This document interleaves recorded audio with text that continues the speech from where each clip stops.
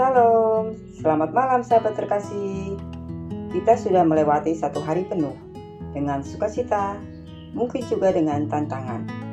Dan malam ini kita menutup hari dengan firman Tuhan yang mengingatkan kita tentang perspektif yang benar dalam melihat kekayaan dan kedudukan di dunia ini.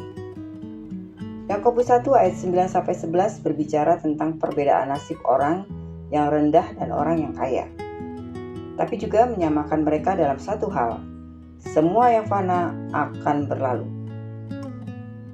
Mari kita baca Yakobus 1 ayat 9-11. Baiklah saudara yang berada dalam keadaan rendah, bermegah karena kedudukannya yang tinggi.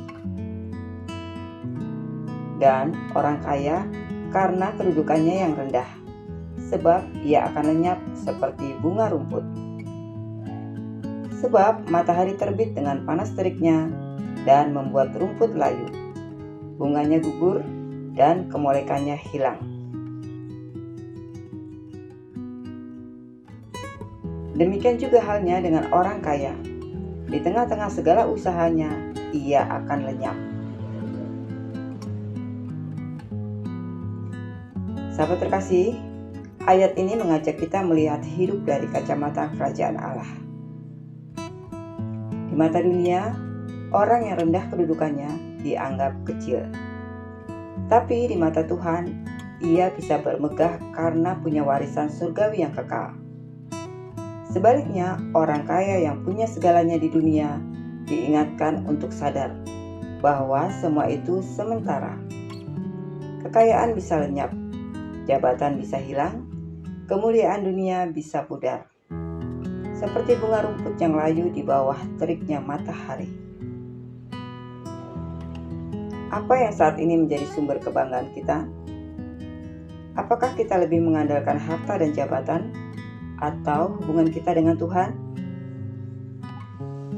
Sahabat terkasih, ada seorang pria kaya raya di kota besar. Dia punya perusahaan sukses, rumah mewah, dan semua yang dia mau. Tapi suatu hari penyakit datang tiba-tiba. Dalam hitungan bulan, dia tidak lagi bisa mengurus usahanya. Semua yang dulu ia banggakan terasa tidak berarti di hadapan kenyataan kematian. Di akhir hidupnya, dia berkata kepada keluarganya, "Aku sadar, yang paling berharga adalah mengenal Tuhan. Semua ini tidak ada yang bisa kubawa." Cerita ini mengingatkan kita, apapun yang kita miliki di dunia hanyalah titipan. Tuhan ingin kita menggunakannya untuk kemuliaannya, bukan untuk membanggakan diri. Sahabat terkasih, Yakobus menggunakan gambaran bunga rumput. Bunga itu indah saat mekar, tapi dalam waktu singkat layu dan jatuh. Begitu juga hidup manusia. Mazmur 103 ayat 15-16 berkata, "Adapun manusia, hari-harinya seperti rumput.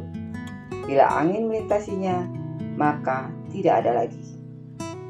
Ini bukan untuk membuat kita takut atau putus asa, tapi untuk mengingatkan kita bahwa hidup yang sementara ini harus dipakai untuk hal-hal yang kekal, mengasihi Tuhan, mengasihi sesama, dan menjalankan kehendak-Nya.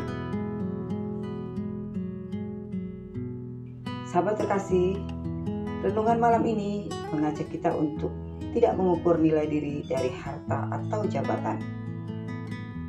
Menggunakan apa yang kita punya untuk melayani Tuhan dan sesama.